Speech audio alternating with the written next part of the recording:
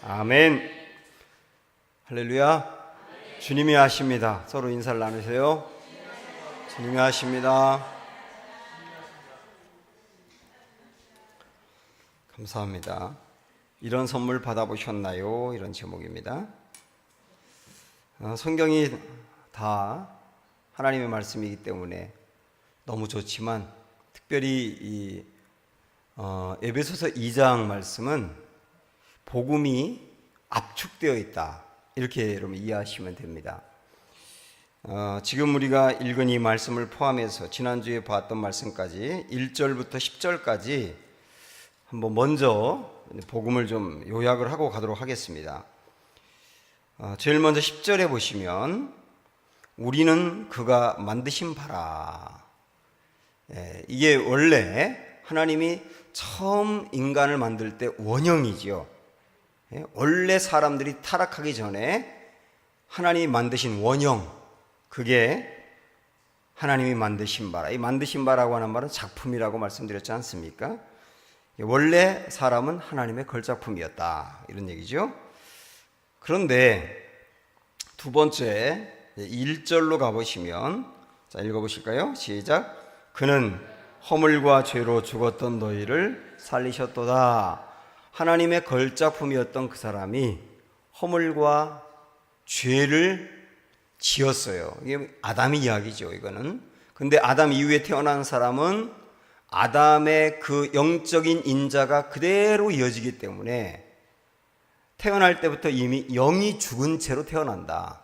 지난주에 이거 말씀드렸지 않습니까? 죄 때문에 이렇게 걸작품이 졸작으로 망가졌다, 그런 얘기잖아요. 그 다음에는 4절 5절로 가보세요. 세 번째가 나오는데, 시작.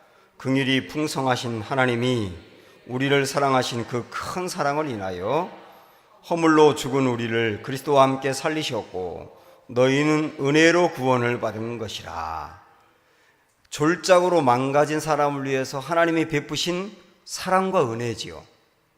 여기서 사랑과 은혜는 조금 구분할 필요가 있다고 했는데, 사랑은 뭐라 그랬나요? 궁핍한 사람에게 좋은 것을 주는 게 사랑이다. 그래서 구원을 받을 수 없고 영생을 잃어버린 사람에게 좋은 것 준 게 사랑이고, 그 좋은 것이 구원이지 않습니까? 십자가고요. 그 다음에 은혜라고 하는 것은 좋은 것을 받을 만한 자격이 전혀 없는 사람에게 은혜를 주는 게, 좋은 것 주는 게 은혜다, 그렇게 말씀드렸지 않습니까? 그 좋은 것이 십자가와 구원이잖아요. 그거를 하나님이 졸작들에게 무조건적인 사랑으로 주셨어요. 그 다음에 네 번째는 이 사랑을 우리가 이제 받았지 않습니까? 그럼 우리에게 요구하는 건 뭐냐? 8절 보세요. 시작. 너희는 그 은혜에 의하여 믿음으로 말미암아 구원을 받았으니 이것은 너희에게서 난 것이 아니요 하나님의 선물이라. 하나님이 이 모든 일들을 졸작 가운데 다 베풀어 놓으시고 우리에게 요구한 것은 믿음이다. 믿음 하나를 요구했다, 이런 말씀이잖아요. 이 믿음에 대해서 조금 이따가 좀 구체적으로 보도록 하겠습니다. 그래서 이 믿음을 통하여서 우리가 구원을 받으면 그 다음 우리가 어떻게 되느냐? 다섯 번째 10절로 다시 가는 겁니다. 10절 앞부분, 우리는 그가 만드신 바라, 이렇게 복귀하는 거예요. 복귀하는 거라고요. 이 모습으로. 이 원래 10절에 이 만드신 바라가 작품이라 그랬는데, 작품으로 만들어졌는데 죄 때문에 작품이 졸작이 됐다가 하나님의 은혜로 작품으로 복귀했다, 그 말이에요. 그렇게 되는 겁니다, 복음이라고 하는 게. 그 다음에 마지막 여섯 번째가 10절 뒷부분인데, 만드신 바라 다음부터 보세요. 시작. 그리스도 예수 안에서 선한 일을 위하여 지으심을 받은 자니 이 일은 하나님이 전에 예비하사 우리로 그 가운데서 행하게 하려 하심이니라. 구원받은 사람은 어떻게 살아야 되느냐? 선한 일을 위해서 살아야 한다. 그 일을 하도록 구원을 시켜주신 것도 있다, 이런 얘기 아닙니까?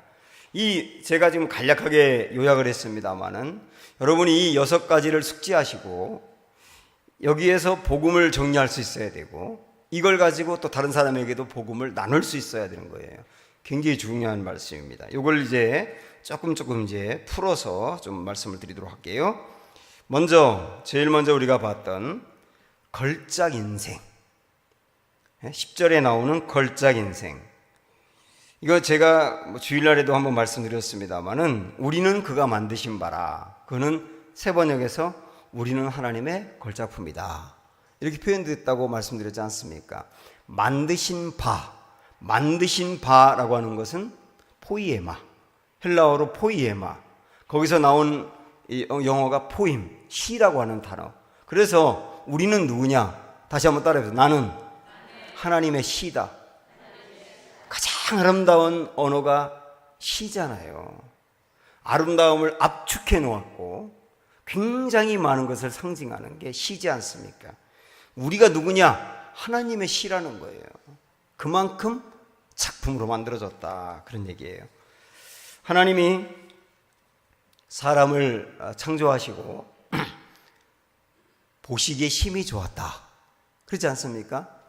다른 피조물을 만드셨을 때는 보기에 좋다 그랬는데 사람을 만드시고는 보시기에 심히 좋다, 그렇게 하신 이유가 뭐냐면, 왜 그럴까요? 하나님을 닮아서 그래요. 하나님을 닮아서 그렇다고요. 다른 피조물은 하나님을 닮은 존재가 아닌데 사람만 유독 하나님을 닮았다는 겁니다. 제 큰딸은 저를 제가 아무리 봐도 하나도 닮은 데가 없는 것 같아요. 그래서 발가락은 닮았나고 봤더니 그것도 안 닮았어요. 완전히 안 닮고 제 아내만 닮았고, 작은 아이는 저를 많이 닮았습니다. 그래서 어릴 적에는 저를 더 많이 닮아가지고 사람들이 아유 아빠 닮았네 그러면 얘가 막 굉장히 울었어요. 어떤 때 막 땅을 치면서 통곡하면서 아빠를 닮았다니 내가, 그러면서 이제 막 울었는데, 걔가 울 때 저는 웃습니다. 왜냐하면 저를 닮은 걸 보니까 좋은 거예요. 제가 그때 하나님 마음을 알았어요. 아, 하나님이 왜 보기에 힘이 좋다고 했는가? 하나님 닮아서. 응? 하나님 닮아서. 뭐가 닮았다는 거냐? 영원히 닮았다는 거예요. 영원히 닮았다는 거야. 그래서 하나님 닮은 존재로 사람이 태어났으니 작품이 아니냐 그 말이에요. 이게 원래 우리의 모습입니다. 그런데 이렇게 멋진 작품이 우리가 지난 시간에 본 것처럼 망가졌다. 죄로 인해서 망가졌다. 그래서 작품이 졸작이 돼버렸다. 그게 인간의 불행이지 않습니까? 근데 이 졸작이 태어나면서부터 졸작으로 태어나는 거예요. 걸작으로 태어났는데 죄를 져서 졸작이 된 게 아니고요. 죄를 가지고 태어나기 때문에 태어날 때부터 졸작으로 태어난 거예요. 어느 누구든 마찬가지라 그 말입니다. 근사해 보이는 사람도 그렇단 말이죠. 그런데 이대로 놔두면 영이 죽어서 그냥 멸망으로 끝날 졸작 인생에게 하나님이 베푸신 은혜가 십자가였다고 말씀드렸잖아요. 그 십자가에 대해서 우리가 지난 시간에도 보았습니다만은 이제 오늘은 조금 다르게 표현하고 있는 걸 볼게요. 8절, 9절 말씀. 자, 보세요. 시작. 너희는 그 은혜에 의하여 믿음으로 말미암아 구원을 받았으니 이것은 너희에게서 난 것이 아니요 하나님의 선물이라. 행위에서 난 것이 아니니 이는 누구든지 자랑하지 못하게 함이라. 이 굉장히 중요한 말씀이에요. 8절. 자, 보세요. 너희는 그 은혜에 의하여. 이게 우리가 받은 구원을 이야기하고 있는데, 우리의 구원은 이렇게 보시면 됩니다. 구원이라고 하는 그 선물이 오기까지 이쪽에 셈이 있었어요. 셈. 이 셈을 은혜의 셈이라고 말합니다. 그 셈이 중심입니다. 그런데 그 셈의 물을 여기까지 끌어오게 하려면 뭐가 필요하냐면 파이프가 필요한 거예요. 그렇죠? 통로가 필요하다고. 그 통로가 뭐냐면 믿음인 겁니다. 예? 그러니까 이게 중심, 기저라고 말할 수 있죠. 기초가 되는 것은 뭐라고요? 하나님의 은혜고 그 은혜가 뭐를 타고 우리에게 온 거예요? 믿음이라고 하는 통로를 타고 우리에게 와서 일어난 사건이 뭐냐면 구원 사건인 거예요. 다시 한번, 은혜라고 하는 셈이 믿음이라고 하는 파이프를 타고 내게로 와서 뭐가 이루어졌어요? 구원이 이루어진 거예요. 여러분, 그렇게 이해하시면 이 믿음이 굉장히 중요하다는 것을 대번 아시게 될 겁니다. 그걸 생각하고 8절 앞부분만 다시 보세요. 너희는 그 은혜에 의하여 믿음으로 말미암아 구원을 받았으니, 이렇게 되는 겁니다. 그러니까 그 은혜에 의하여라고 하는 말은 은혜가 중심이다 그 말이고, 말미암아라고 하는 것은 통로다 그 말이잖아요. 그 다시 한번, 은혜라고 하는 셈에서 믿음이라고 하는 통로를 타고 내게 온 것이 뭐냐면 구원이다, 이렇게 이해하시면 됩니다. 그런데 그 다음 말씀을 보면은 이렇게 나와 있습니다. 구원을 받았으니 다음에 이것은 너희에게서 난 것이 아니요 하나님의 선물이라. 우리 제자훈련에서도 얼마 전에 제가 말씀을 드렸는데, 이것은, 여기서 이것이 뭐냐, 이것이 하나님의 선물이라 그랬는데, 이것이 뭐냐? 1. 은혜, 2. 믿음, 3. 구원, 4. 몽땅 다. 다시요. 1. 이것은 무엇일까요? 이게 문제입니다. 이것은 무엇일까요? 1. 은혜, 2. 믿음, 3. 구원, 4. 몽땅. 굉장히 중요한 거예요, 이게. 만약에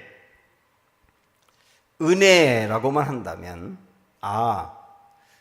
은혜는 하나님의 선물이구나, 그러면 믿음은 하나님의 선물이 아니구나, 이렇게 되는 거잖아요. 그래서 답은 4번으로 보셔야 합니다. 하나님의 은혜도 내게 주신 선물이고, 선물이라고 하는 말은 자격이 없는데 주어졌다는 개념하고 은혜하고 거의 비슷한 말이에요. 그 다음에 믿음도 선물이고 구원도 선물이다. 아멘? 그래서 내가 받은 구원은 100% 하나님의 선물이다, 이렇게 말씀드릴 수 있습니다. 그러면 하나님이 내게 베푸신 은혜를 내가 믿었기 때문에 구원받았으니까, 내가 믿었으니까 내 공로가 조금이라도 있는 거 아닙니까? 이렇게 이제 생각할 수 있지 않습니까? 그래서 어떤 사람은 내 구원이 100이라고 한다면 50대 50이라고 말하는 사람도 있고, 50대 50이라고 말하면 좀 민망하니까 75대 25 이렇게 말하는 사람도 있고, 그런데 이 구원은 온전한 하나님의 선물이기 때문에 100%인 거예요. 100% 은혜고 100% 선물입니다. 그럼 믿음이라고 하는 것은 뭐냐? 내가 결단했는데 이 은혜도 하나님의 선물이라고 하는 이유가 뭐냐면, 내게 일단 복음의 말씀을 들을 수 있도록 내게 복음을 들려주신 분도 주님이신 거고, 그렇지 않습니까? 그 다음에 복음의 말씀을 들을 때 내 마음이 열려서 그거를 믿음으로 받아들인 것도 주님의 선물인 거예요. 왜냐하면 여러분 상식으로 생각을 해보십시오. 내가 원래 죄를 갖고 태어난 사람이기 때문에 영적으로 죽었다, 이거부터 벌써 걸리잖아요, 믿지 않는 사람들은. 내가 왜 죄인이냐, 타고나면서부터 내가 왜 죄인이냐, 여기부터 걸리지 않습니까? 그 다음에 예수님의 십자가가 2000년 전에 이루어졌는데 그 십자가가 나를 위한 것이었다, 이것도 걸리잖아요. 그 다음에 예수님이 부활하심으로 말미암아 내가 살게 되었다, 부활도 그것도 상식적으로 믿어질 수 있는 게 아니지 않습니까? 그러니까 이 모든 것들이 상식적으로 이해되거나 논리적으로 설명돼서 받아들일 수 있는 게 아님에도 불구하고 그 모든 것들이 나에게 믿어진단 말이죠. 이것도 은혜가 아니냐 그 말이에요. 그리고 또 하나는, 이것도 제가 요 근래 아주 중요하게 강조했던 부분인데, 사실 내가 주님의 이 말씀, 십자가가 나를 위한 것이었고 하나님의 은혜였고 이것을 믿을 때 구원받는다라고 하는 그 사실을 내가 마음으로 아멘하고 받아들이기까지는 과정이 필요한 거예요.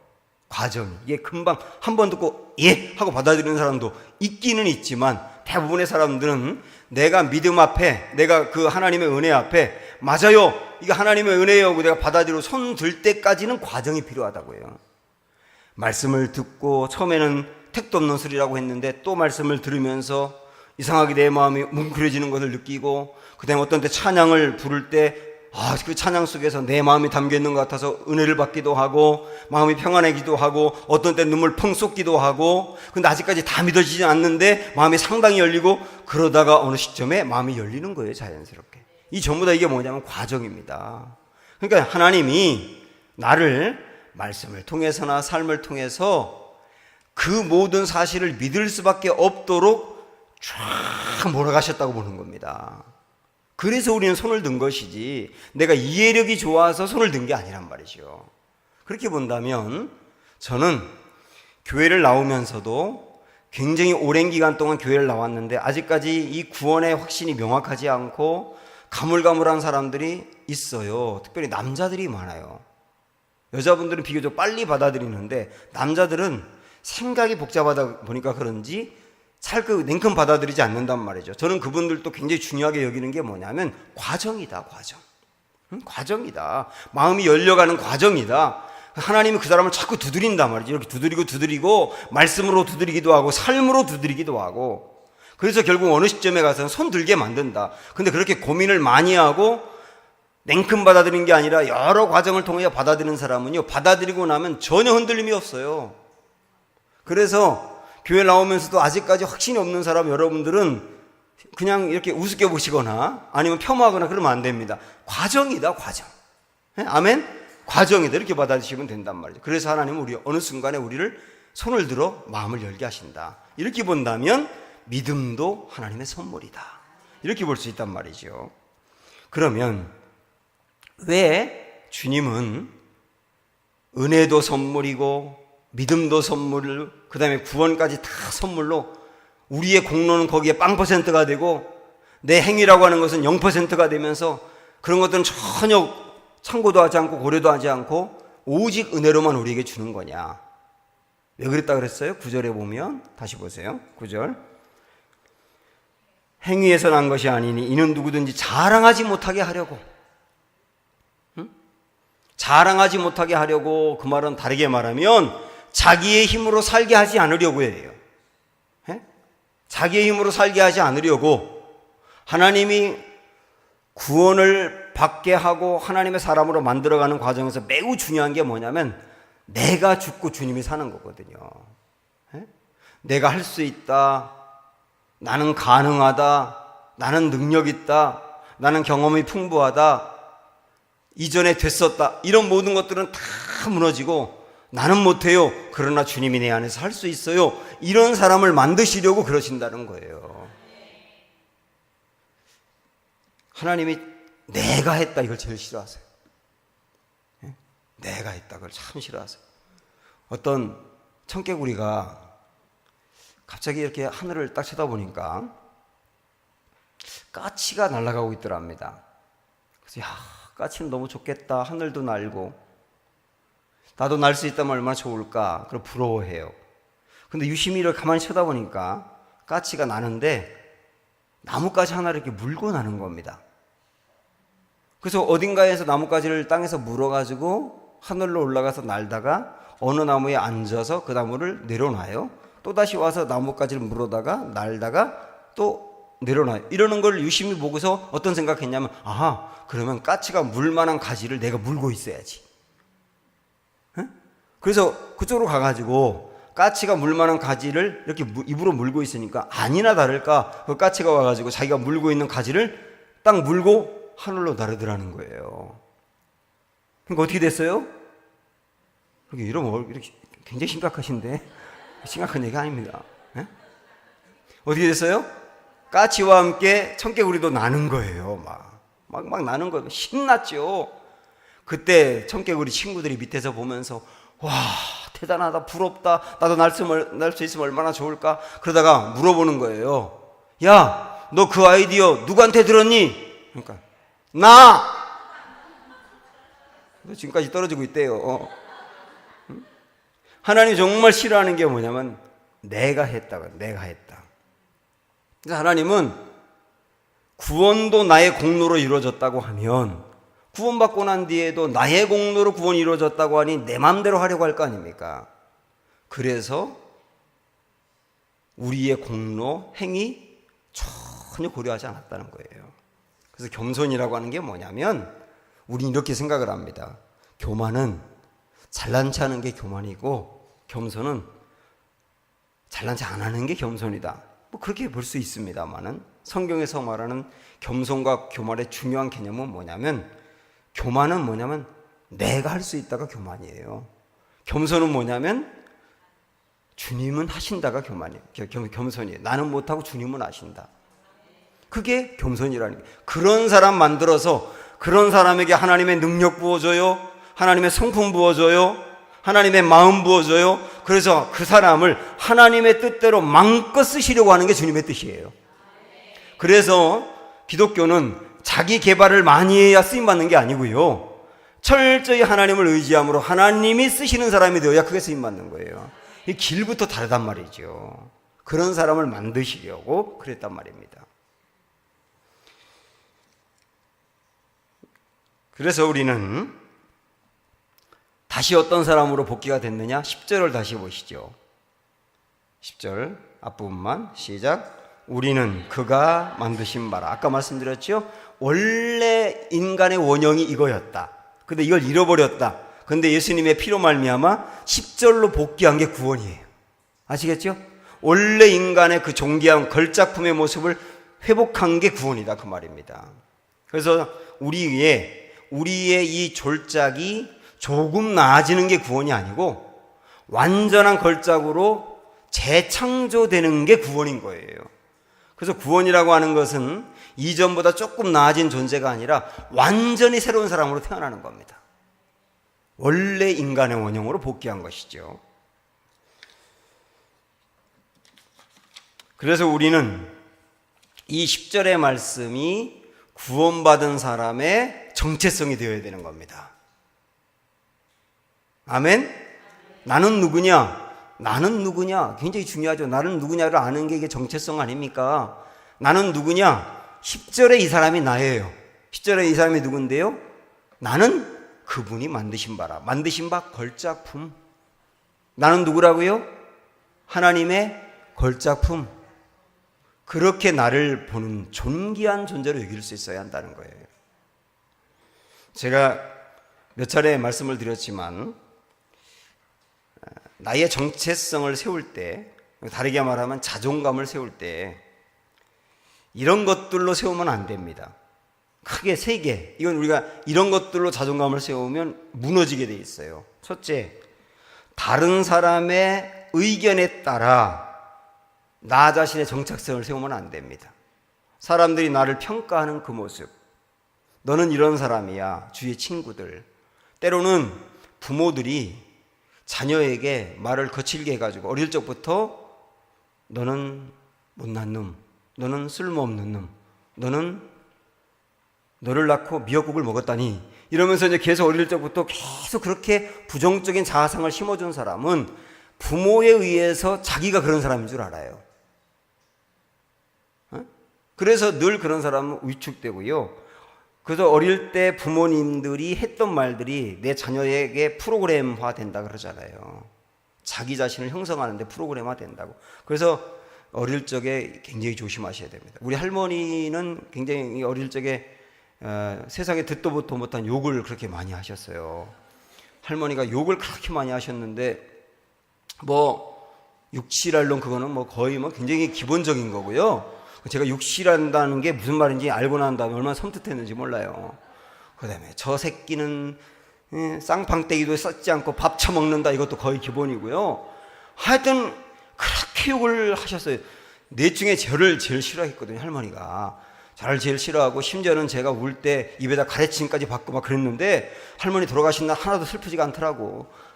근데 하여튼 그렇게 어릴 적부터 그 말을 계속 듣고 자랐는데 계속 그 말을 들으니까 어릴 적에 제 자신의 자아상이 무너지더라고요. 그래서 자칫 잘못하면 다른 사람의 말에 의해서 내 자아상이 세워질 수 있어요. 그러나 분명히 아십시오, 여러분. 그게 본래 내가 아닙니다. 다른 사람이 평가하고 다른 사람이 말하는 그게 원래 내가 아니라고요. 두 번째, 나의 직업을 가지고 나라고 생각하는 사람이 있어요. 당신 누굽니까? 저 목사인데요, 이렇게 말한단 말이죠. 당신 누굽니까? 저 회사 대기업 부장인데요. 그렇게 자기가 가지고 있는 직업으로 그 직업이 자기인 줄 아는 사람은 그 직업이 언제까지나 그 직업은 아니지 않습니까? 그 위치도 언제까지 그 위치는 아니지 않습니까? 그러면 그 사람의 자아상이 확 무너지고요. 정체성이 무너지는 거예요. 굉장히 위험합니다. 그것도 버리셔야 합니다. 그런데 제일 문제가 있는 게 세 번째예요. 그게 뭐냐면 자기의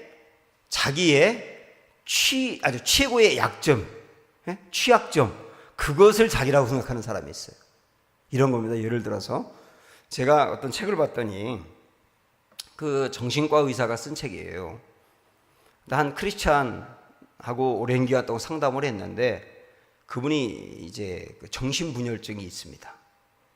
그래서 자아가 너무나 연약하고 아무리 상담을 해도 발전이 안 되고 그러더랍니다. 그래서 고민이 많았는데 이 사람에게 한 번은 질문을 했대요. 당신 누구세요?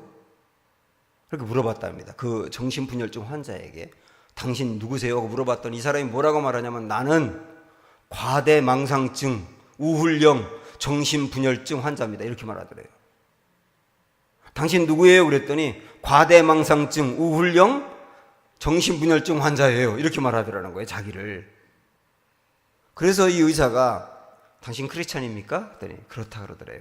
그러면 만약에 당신이 천국에 간다면 하나님이 다른 사람에게 당신을 이렇게 소개한다고 한번 생각을 해보세요. 이 사람이 내 아들인데 라고 말하지 않고 이 사람이 과대망상증, 우울형, 정신분열증 환자 이렇게 말하겠냐 하나님이? 당신을 다른 사람에게 소개할 때 그렇게 소개하겠냐? 하나님 뭐라고 소개하겠냐? 내 사랑하는 아들이라고 소개하지 않겠냐? 이렇게 얘기하는 순간 이 사람이 눈이 띄게 되는 거예요. 아, 그렇구나. 내가 내 자신의 최고의 약점을 난 줄 알았구나. 굉장히 많은 사람들이 그렇게 생각을 한단 말이죠. 어떤 질병에 걸리고 있으면 나는 누구냐? 무슨 질병을 앓고 있는 환자라고 생각을 하는 거예요. 그게 내가 아니에요. 어떤 사업에 실패했다거나 큰 어려움을 당하고 실패하면 내가 누구냐 그러면 실패자라고 생각을 하는 거예요. 그거는 내 인생에 있었던 일부의 과정일 뿐이지 내가 아니지 않습니까? 그렇잖아요. 내가 누구냐 할 때 제가 말씀드린 이 세 가지, 이 것들을 여러분들이 버리실 수가 있어야 되는 거예요. 버리는 게 굉장히 중요합니다. 그러면서 나는 누군지를 정확히 아셔야 되는데 내가 누군지를 정확히 아는 게 성숙인 거예요, 사실은. 이렇게 생각하시면 되는 겁니다. 나는 정말 무력한 존재이지만 예수님이 나를 위해 당신의 목숨을 주실 만큼 나는 사랑받는 존귀한 하나님의 자녀입니다. 이렇게 말할 수 있는 게 건강한 신앙이에요. 그래서 내가 누구인지 내 정체성을 세울 때는 여러분 이 두 가지 위에 세우셔야 합니다. 첫째, 영원히 변함없는 사실에 세우셔야 돼요. 영원히 변함없는 사실. 변할 사실은 내 온전한 정체성이 아니고요. 변하지 않는 사실, 그게 뭐냐? 하나님의 백성이다, 하나님의 자녀다. 이거거든요. 그것이 내가 되어야 된단 말이죠. 두 번째는 하나님이 나를 누구로 보느냐가 나의 정체성이 되어야 되는 겁니다. 사람들이 나를 어떻게 보느냐도 아니고 내가 나를 어떻게 보느냐도 아니고 하나님이 나를 어떻게 보시느냐, 성경에서는 나를 어떻게 보느냐, 그게 내 정체성이 되어야 된다니까요. 이렇게 된 사람은 자존감이 강하고, 이렇게 된 사람은 흔들리지 아니하고, 이렇게 된 사람은 그야말로 작품이 작품대로 사는 거예요. 우리 모두가 그렇게 되시기를 축복합니다. 그러면 이제 우리가 하나 남았습니다. 주님이 우리를 구원하신 이유가 무엇일까가 나와 있는데 마지막 10절 보세요. 시작. 읽으십시오. 시작.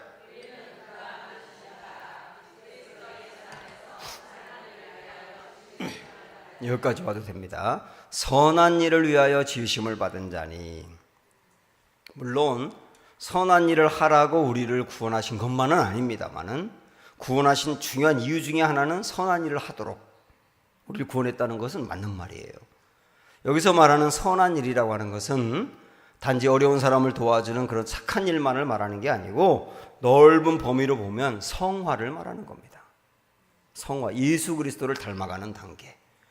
예수님을 닮아가는 사람이 되도록 생각도 닮아가고 성품도 닮아가고 삶도 닮아가고, 그래서 예수님 같은 열매를 맺고 예수님 같이 헌신하고 예수님 같이 충성하고 예수님 같이 사랑하고 예수님 같이 아름다운 삶을 사는 사람을 만드시려고 우리를 구원하셨다, 이런 의미지 않습니까?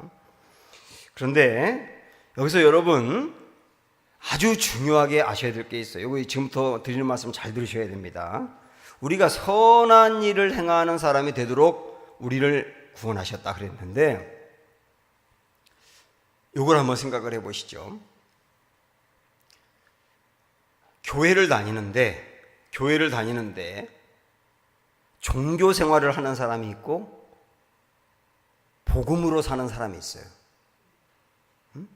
한번 제가 드리는 말씀 여러분 잘 스스로 평가를 해보십시오. 이게 굉장히 중요한 얘기예요. 그럼 종교 생활하는 사람은 누구냐? 내가 하나님의 말씀에 순종해야 하나님이 나를 사랑하신다라고 생각합니다. 이제 아멘 하셨잖아요, 그죠, 여러분들? 내가 하나님의 말씀에 순종해야 하나님이 나를 사랑하신다. 그러다 보니까 순종하는 이유가 뭐냐면 복받기 위하여, 내지는 벌받지 않기 위하여예요. 순종하면 하나님이 내게 복을 주고 순종하지 않으면 벌을 줄 것 같으니까 순종하려고 하는 겁니다. 애쓰고. 그러다가 그렇게 하다 보니까 순종을 하다가 우리가 불순종하고 무너질 때가 있잖아요. 굉장히 좌절하는 거예요. 그리고 내가 순종했지 않습니까? 우월감을 갖는 거예요. 그리고 나는 순종하는데 다른 사람이 순종하지 않고 살게 되면 정죄를 합니다. 그래서 이 종교 생활의 유형은 정죄가 많아요. 정죄가. 나는 하는데 왜 너는 못하냐고요. 그러다 보니까 이 사람의 삶에는, 신앙생활에는 기쁨이 없어요. 항상 눌려 있고요, 죄책감이 많고요. 이렇게 하면은 신앙생활 잘한다고 생각하는 사람이 적지 않습니다. 한국에는 특별히. 그리고 연세가 드신 분일수록 이렇게 어릴 적부터 배웠어요. 우리가 교회 학교에서. 그죠? 어릴 적 예배 드릴 때 떠들면 선생님이 너 지옥 간다. 너 예배 때 떠들어 지옥 간다. 성경에 어디 있냐고 떠들어서 지옥 간다는 게. 그 벌과 상의 논리로 너무 가르쳤단 말이죠. 이것을 다르게 말하면 율법적인 삶을 산다 그래요. 제가 앞으로 여러분과 함께 설교를 하거나 교육을 하거나 그럴 때 제가 아주 철저히 깨는 게 뭐냐면 율법주의거든요. 저도 어릴 적에 율법주의 교육을 받고 자랐어요. 우리 아버지가 얼마나 엄격했는지요. 저녁 6시 넘어서 집에 들어가면 그날은 밥을 못 먹어요. 6시 땡 하고 1분만 늦어도 그날은 밥 못 먹어요. 배가 등에 닿아도 안 줘요, 밥을. 근데 옛날에 시계도 없었잖아요, 우리 어릴 적에. 그러니까 형하고 놀다가 이 저녁 때가 되면 이 스트레스 받는 것이 몇 시인지 알 수가 있어야지, 이게. 그리고 막 집에 가면 5시 또 나가서 놀고 와야 돼, 이제. 근데 아버지는 너무 철저하셨어요. 그렇게 하다 보니까 절대로 예배 빠지지 않고 그런 건 있었습니다만은. 근데 그렇게 교육을 받은 제가 너무 엄격한 교육을 받다 보니까 하나님이 그렇게 무서울 수가 없었어요. 하나님의 사랑을 받아들이는데 오래 걸렸단 말이에요, 제가. 그리고 너무 상과 벌의 논리로 자꾸 빠져버리고. 이런 신앙생활이 아닌가 한번 생각을 해보시고요. 복음으로 산다는 건 뭐냐? 반대로 내가 순종했기 때문에 하나님이 나를 사랑한다가 아닙니다. 하나님이 나를 위하여 아들 예수 보내줄 정도로 나를 사랑하셨다는 것을 아니까 순종하고 싶은 거예요. 여러분, 이 차이를 아시겠어요? 순종해서 사랑한다가 아니라 하나님이 나를 너무너무 사랑한다는 것을 아니까 내 안에서 자발적인 순종이 나오는 거예요. 순종하고 싶어요. 그리고 순종하면 상 받고 안 하면 벌 받아서가 아니라, 벌과 상 때문에 하는 게 아니라 하나님이 내게 주신 사랑과 은혜가 너무 커서 감격이 있고 기쁨이 있어서 그래서 주님께 순종하고 싶어요. 내게 크게 상을 안 주셔도 괜찮아요. 물론 주시면 좋죠. 근데 안 주셔도 그것 때문에 흔들리진 않아요. 내가 받은 게 크니까. 그러다 보니까요, 어떤 때는 순종을 못하고 넘어질 때가 있지 않습니까? 그때도 하나님이 여전히 나를 사랑한다는 사실이 분명하니까 벌떡 일어납니다. 또 달려가는 거예요. 그러다 보니까 나는 순종하는데 순종하지 못하는 사람을 정죄하지 않아요. 어차피 나도 주님의 은혜로 사는 사람이니까 저 사람에게도 나 같은 은혜가 부어지면 그 사람도 잘할 거라고 생각을 하는 겁니다. 정죄가 없다니까요. 그런 사람의 신앙생활은 행복하고 기쁘고 평안합니다. 여러분 어떠십니까?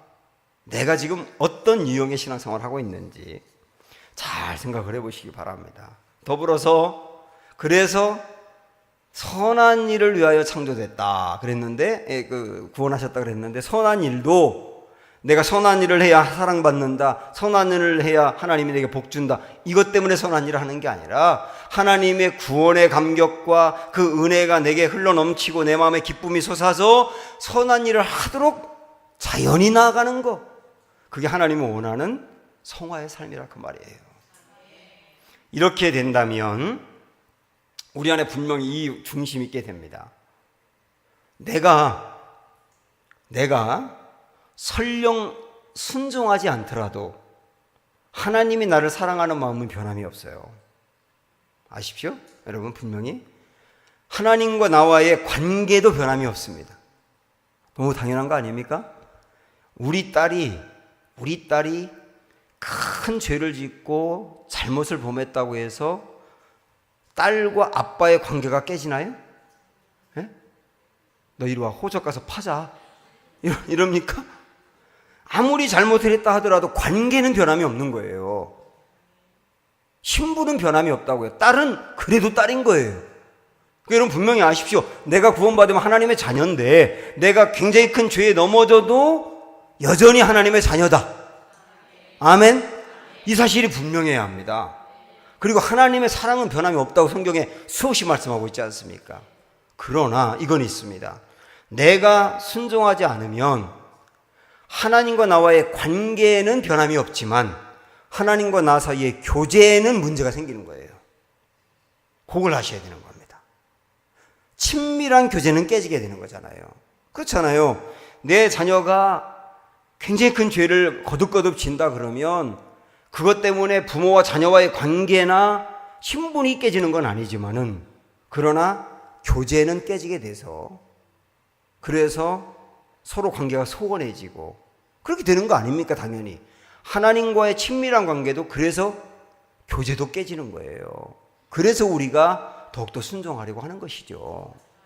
이 사실을 분명히 알아야 되는데 중요한 핵심은 뭐냐면 설령 넘어져도 하나님의 사랑은 변함없다. 하나님과 나와의 관계도 변함없다. 이 흔들리지 않는 중심이 바로 복음의 삶을 사시는 분들입니다. 이 사실을 정말 깨달을 때 감격이 일어나고 그 감격으로 선한 일을 하고 싶어하는 소망이 생기고 열정이 생기는 겁니다. 그래서 이렇게 멋지게 작품대로 살아가는 우리 모두의 삶이 되시기를 주님의 이름으로 축원합니다. 기도하시죠. 우리가 오늘 들은 말씀을 생각